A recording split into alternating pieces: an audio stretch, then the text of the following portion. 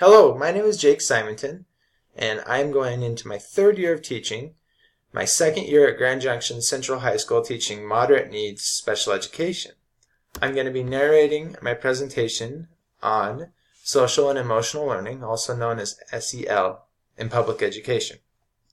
As you can see in my second slide, I have colored the four domains: physical needs, intellectual needs, emotional needs, and social needs. These domains, also known as pies, must be taught in a balanced fashion in order to successfully support our students individually through their public education journey. In the first 160 years of public education, we focused on the three R's: reading, writing, and arithmetic. This served its purpose, but was focused solely on intellectual needs of our students.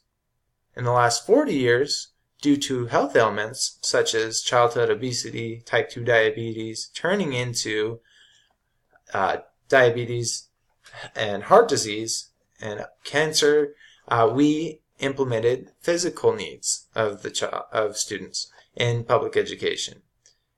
We saw healthier lunches and breakfasts made by the cafeteria, the removal of sugary beverages and snacks from vending machines, as well as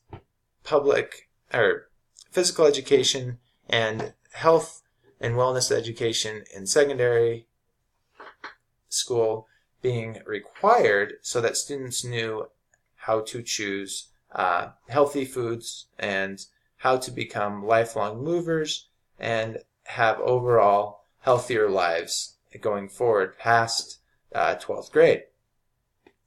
Now, at this point, we need to hit emotional and social needs of our students in order to educate the entire child. And in the next 4 weeks, I'm going to be focusing on my social emotional learning initiative and showing you why this movement is so critical and important to ensure the success of our students and their future in the 21st century that's ever changing and has so many challenges.